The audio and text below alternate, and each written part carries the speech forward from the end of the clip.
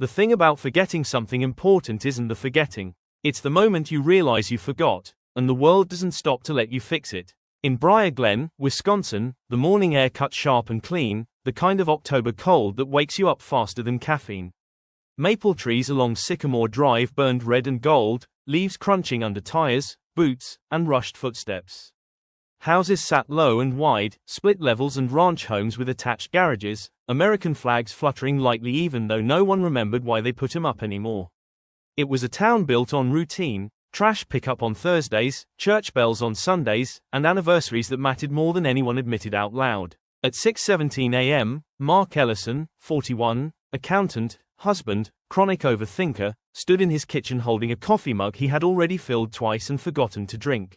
The microwave clock blinked 10:14. His eyes drifted to the refrigerator. A pale yellow sticky note sat there quietly, held up by a red magnet shaped like Wisconsin. Happy 10th anniversary, Sarah. Mark's brain stalled. Not dramatically, not cinematically, just blank. He leaned closer, like proximity might change the meaning of words. Today, he whispered. The house responded with silence, the heavy kind that feels personal. Upstairs, the shower shut off. Mark's chest tightened. 10 years. 10 years. He hadn't planned anything. No reservation. No gift. No card. Not even a half-baked idea he could pretend was intentional. This wasn't a villain mistake. It was worse. It was ordinary. Sarah Ellison, 39, came downstairs dressed for work, fitted jeans, ankle boots, soft gray sweater. Her hair was still damp, loosely tied back. She looked calm, grounded, like someone who had remembered something important. Morning, she said, pouring coffee. Morning, Mark replied, voice cracking just enough to betray him. She kissed his cheek. Familiar, automatic, loving. No accusation. Which somehow hurt more. You heading in early? She asked. Yeah, Mark said too fast. Audit prep. She nodded. I figured. That was it. No mention. No reminder. No fight. She grabbed her bag. I'll be late. Dinner with Linda Brooks. Linda Brooks. Her best friend. The woman who definitely remembered anniversaries. The front door closed. Mark stood alone, the sticky note staring at him like a quiet verdict. By 8:30 a.m., Mark was downtown, parked crookedly outside Willow Pine Florals. The bell chimed when he walked in, and Donna Hargreave, florist, widow, an unofficial emotional first responder, looked up from trimming stems. Anniversary panic? She asked. Mark blinked. Is it that obvious? Honey, Donna said, setting the shears down, you're holding guilt like it's a carry-on. Mark sighed. I forgot. She nodded. That's fixable. They debated flowers. Roses were rejected, too late-stage apology. Lilies felt funerary. Sunflowers won, bright and unpretentious. Donna slid a card across the counter. What do you want to say? Mark stared at it. I don't know how to explain that I love her but failed at the calendar. Donna smiled softly. Then write the truth. Outside, his phone buzzed. Sarah, we should talk tonight. That sentence weighed more than the bouquet. Mark sat in his car, gripping the steering wheel, watching a group of teenagers laugh across the street like time had never hurt them yet. Flowers weren't enough. Dinner wouldn't fix this. Apologies alone were lazy. He needed to show up, not perform. That was the moment the story changed. Mark drove through Briar Glen with purpose replacing panic. At Eddie Ramirez's hardware, he bought string lights. Big night? Eddie asked. Important one. At Joan Whitaker's porch, 78 years of wisdom wrapped in a cardigan, Mark asked where Sarah went when she needed to breathe. Clearwater Lake, Joan said. Always has. Word traveled faster than Mark expected. By noon, half the town knew. Not gossip, participation. Tom Wilkins lent a ladder. Megan Clark baked brownies. Pastor Allen offered forgiveness with a wink. Mark didn't ask for help out loud. But Briar Glen offered it anyway.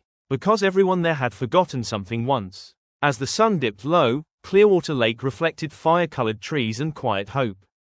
Mark stood alone at the water's edge, string lights glowing behind him, heart pounding like a confession. This wasn't about saving a marriage. It was about choosing presence over comfort. And for the first time all day, Mark felt ready to face her, not perfectly, but honestly. The lake went still. And somewhere between fear and courage, redemption waited.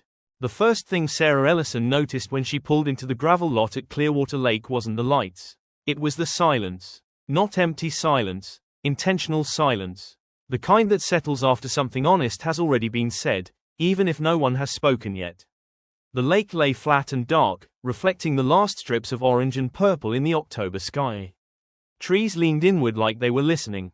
The air smelled like cold water, leaves, and distant fireplaces warming up for the night. Sarah shut off the engine and sat still. 10 years married had taught her that surprises came in two forms: disappointment or effort.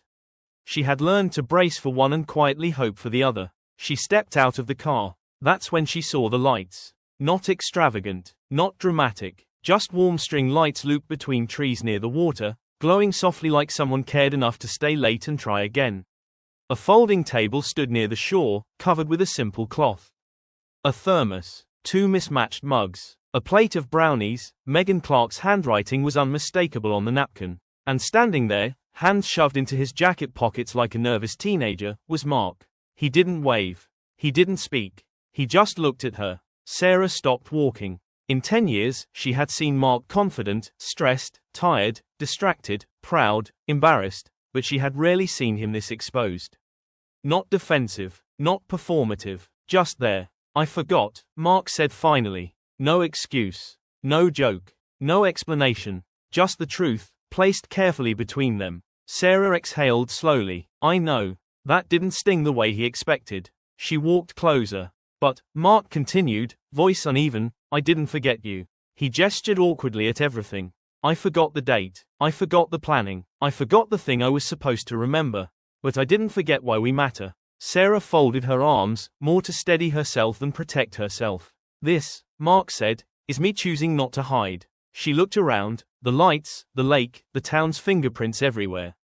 The quiet help, the effort. You asked the whole town, didn't you? She said. Mark smiled weakly. They kind of volunteered. That made her laugh, short, surprised, real. They sat. No speeches. No grand gestures. They talked. About missed moments. About how routine sneaks in quietly. About how love doesn't disappear, it just waits to be noticed again. Mark admitted something he hadn't said out loud before, that he had confused providing with showing up.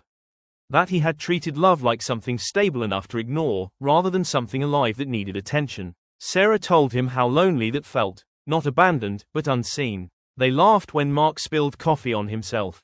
They laughed harder when the thermos lid popped off. They sat in silence when words weren't needed. And something shifted. Not magically, not instantly, but honestly. Later, as they packed up, Sarah squeezed his hand. Next year, she said, just remember. Mark nodded. I will. But the real promise wasn't the calendar. It was the choice.